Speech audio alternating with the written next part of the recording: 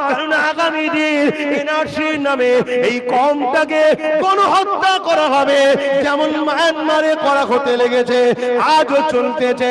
কালকে আপনি যখন ভোটের লাইনে যাবেন, দেখবেন আপনার নাম তালিকাতে নাই। কে আপনি? আমি ফুরফুরাবি। কে আপনি? আমি দেওবন্দি। কে আপনি? আমি অমুক দরবার। কে আপনি? আমি অমুক দরবার। কোন দরবার চলবে না। মুসলমান হওয়ার জন্য আপনাকে ক্যাম্পে নিয়ে যাওয়া হবে, ওখানে তিলে তিলে আস্তে আস্তে আপনাকে হত্যা করা হবে।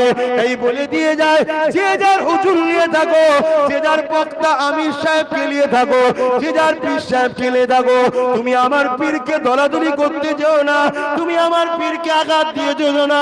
আমি তোমার বিষয়ে বলিনি, বলবো না, কিন্তু মনে রেখে দিও, এখন আমাদেরকে ঐক্যবদ্ধ হয়ে এই কওমটাকে বাঁচাতে হবে। আজকে এটা আমার মসজিদ, ও বলছে আমার মসজিদ। এমন একটা দিন আসছে মসজিদ বলে কিছু রাখবে না, কেননা ভারত থেকে ইসলামকে মুছার প্ল্যান চলতে গেছে।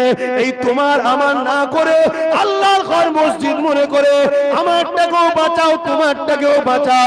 আসো দুজনে এক হয়ে এই সত্য সভ্যতা নাই পরে ইসলামের ঝান্ডাকে উঁচু করে ধরি।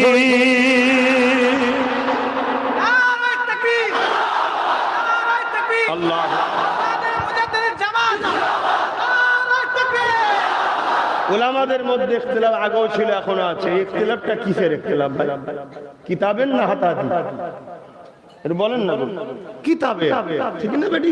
কিতাবের ইখতিলাফ কিতাব নিয়ে হবে, আম মানুষকে নিয়ে দলাদলি করে কেন হবে? কিতাবের ইখতিলাফ কিতাবে হোক, ঘরে বসুন, মসজিদে বসুন, এক জায়গায় বসুন। কোরআন একটাই, রসুলের বাণীও একটাই, বুখারী মুসলিম আবু দাউদ বিভিন্ন কিতাবে ভাগ হয়েছে, কিন্তু কওলটা তো রসুলের। এক জায়গায় বসুন না, কারো যদি কোনো ইখতিলাফ থাকে বসে সমাধান করে নিন, কিন্তু আপনি আমি এক হয়ে যান। আপনি জানেন বিভিন্ন জায়গায় মব লিঞ্চিং এর নামে মুসলিমদের ঘরে কিভাবে হত্যা করা হচ্ছে? আপনি জানেন না? ট্রেন থেকে ফেলে দেওয়া হচ্ছে। এই ওকে জিজ্ঞেস করেছিল নাকি তুই ফুরফুরান নাকি রে? ও ফুরফুরান, লে ফেলে দে না, কই ফুরফুরান নয়, আয় বুকে আয়, এরকম ব্যাপার। আজ যদি আমরা এখনো না বুঝি, কি করে বুঝবেন? আব্বাস সিদ্দিকী আপনাদেরই দোয়াই তো না হয় একটুখানি সামনে বেরিয়ে একটু হক কথা বলছে। রাসূলুল্লাহর দ্বীনের খেদমত শুনছেন তো নাকি? তুমি কেমন মুসলমান? তুমি আজকে রেজিদের সঙ্গে বন্ধুত্ব রেখেছ? তুমি কেমন মুসলমান? আজকে আবু জেহেল, উতবা, সাইবা, এই তোরা কি করছিস? ওর ওইদিকে তো মা বোনেরা আছে, পর্দা কাছে গেছি কেন?